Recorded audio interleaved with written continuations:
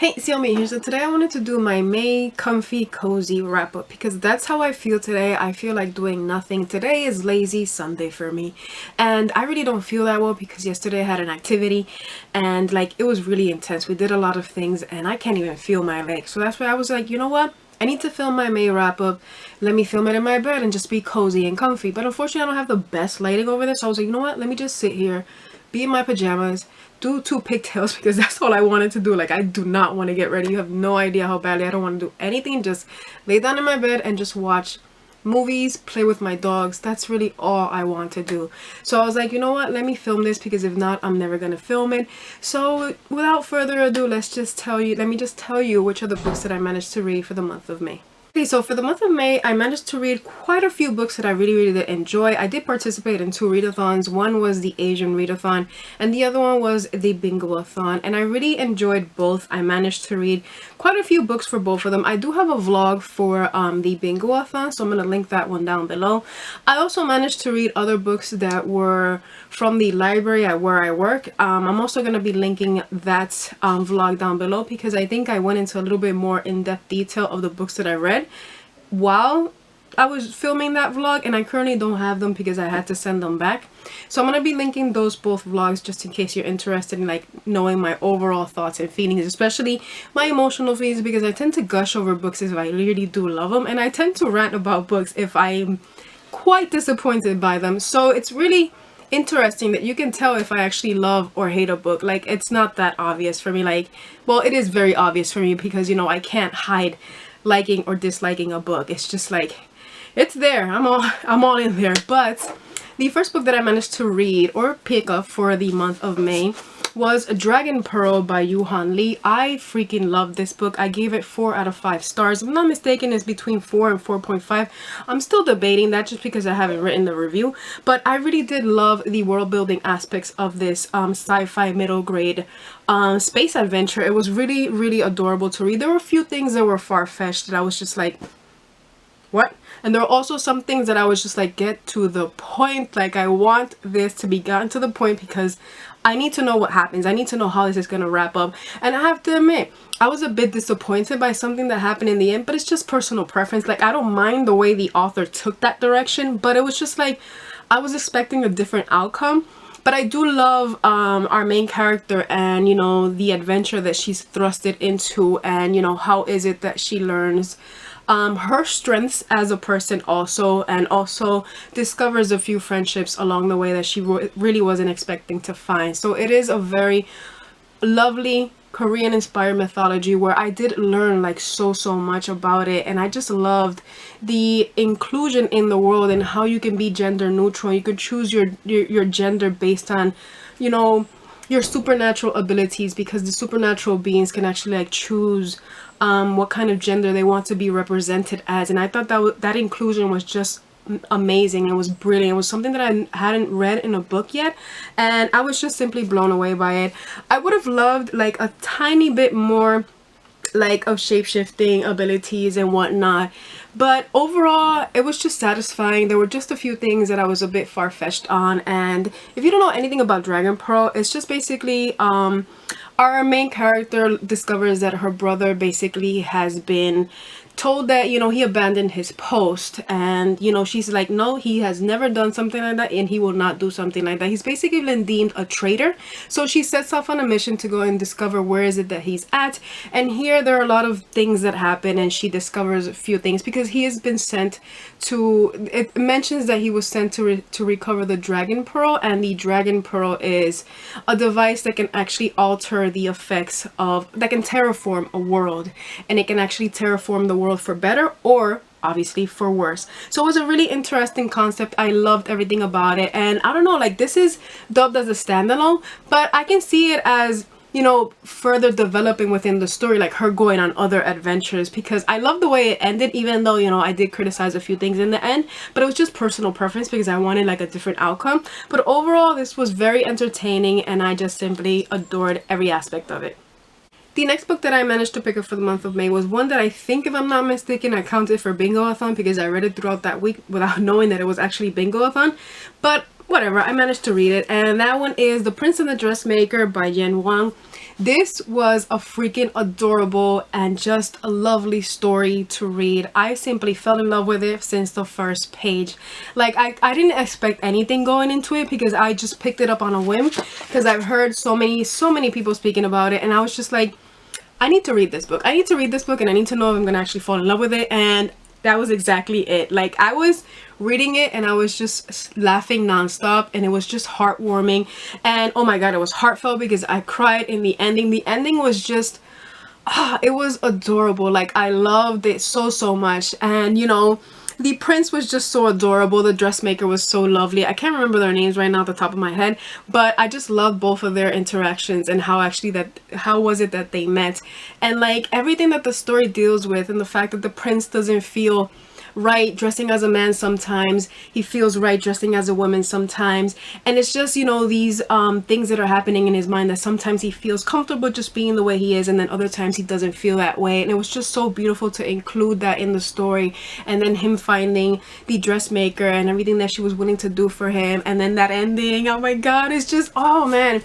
like I don't know if I used any correct words to describe this book, because I'm really not describing it to you, I'm just telling you my overall feelings reading this book. It was just such an amazing story, and I highly recommend for a lot of people to pick it up because it's really lovely, and I just fell in love with it. That I wanted to pick up for the Asian readathon, unfortunately it never did arrive on time. Like, I have it, it's right there, but I never managed to pick it up. So with Bingo-a-thon, I did manage to read a few books that I really did love, and the first one that I'm going to be mentioning is With the Fire on High by Elizabeth Acevedo. I have to admit that Elizabeth Acevedo has quickly become an auto-buy author.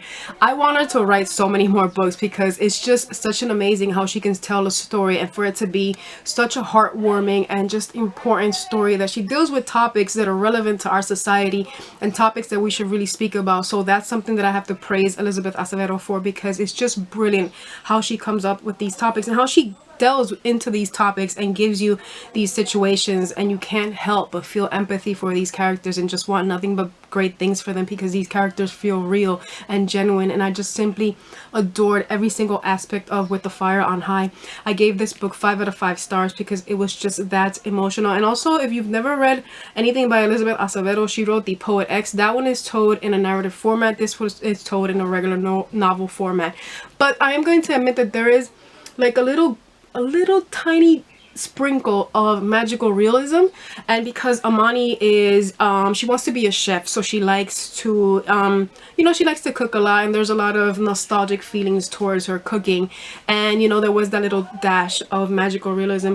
But the story per se was amazing. I've never read a story where it deals with a teenage mom and her dealing with, you know, the aftermath of actually raising a kid basically on her own, and with the help of her grandmother, because her grandmother plays a pivotal role in this story. And I just simply adored that, how we got that aspect of not a mother and her father being in her life, but of a grandmother being in her life, and actually, you know, being at fault for a lot of things, but also showing her a lot of things, and also the family dynamics that were represented, and also her trying to reconnect with her father is something that I thought that was really lovely to include in the story. And also, you know, trying to survive, well, not necessarily survive, but actually like deal with an absent father for Amani's child, because it's like he's there but he's not really there. But I also did enjoy his development throughout the story, and there were a few things that I was just like, mira muchacho.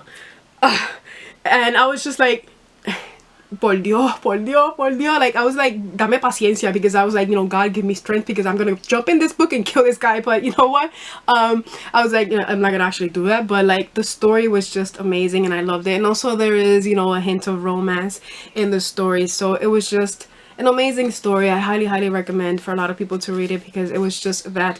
And for the final book that I managed to pick up for the Bingo-thon, that is Aurora Rising by Amy Kaufman and Jay Kristoff. And I simply adored this book like so freaking much. This was just such an entertaining story that I gave 5 out of 5 stars.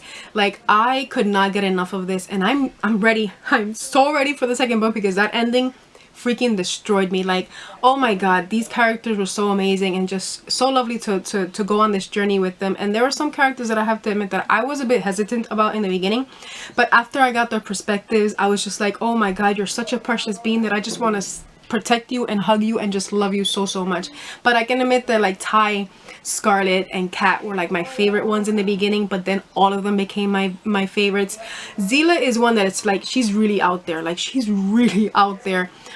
Cal and Finn were ones that I was just, you know, really hesitant about, but then like I said, I got their perspectives and I was just like, you are such precious beings and I just simply adore you so freaking much. And I just love all the diversity aspects with these characters and how different they were, because we do have multiple perspectives in this book. We have 6 different perspectives, and it was just simply lovely to read about them because every single one of them felt different, and you can feel their sass, you can feel how they are as a person, and it just popped out of the pages in my opinion. Like I loved how different they were.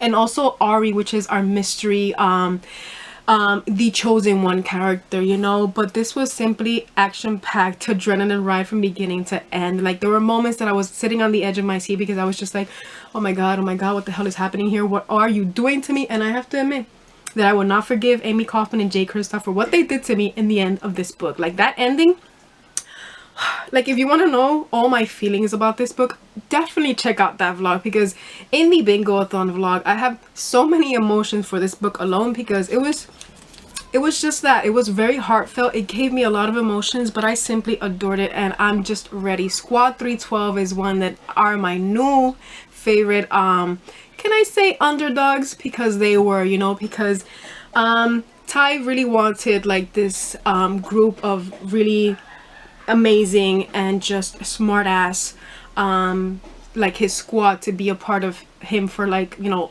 forever basically, because you know they're united until basically the end of their missions.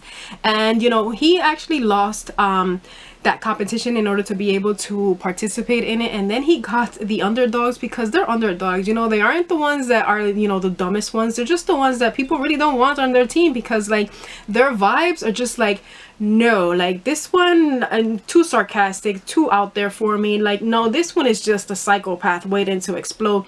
So these characters are so different, but yet I loved how eventually they came together and how, you know, they worked as a team. So friendship is something that's really important in this book, and actually discovering that friendship was something that I simply loved. And I'm gonna stop speaking about this book because I can speak about this book for forever, because I simply adored every single aspect of it. But yeah, those are all the books that I managed to pick up throughout the month of May. Like I said, there are 2 vlogs that I'm going to be linking down below. One of them has other books that I read throughout the month of May, like I said, but those are library editions, so I really don't have them with me. But that's it for this video. If I can say which was my favorite read for the month of May, there are a lot of them, because I can say The Prince and the Dressmaker, I can say Aurora Rising, and I can also say With the Fire on High. Do not make me choose between those 3, because I honestly can't. I loved every single one of them individually for everything that they, you know, put in the table, and I just simply was fascinated by every single one of them, and I'm grateful that I managed to pick those up. So if you want to tell me what's your favorite read for May, then feel free and we'll chit chat down below. But I want to say thank you for watching, and until next time, peace.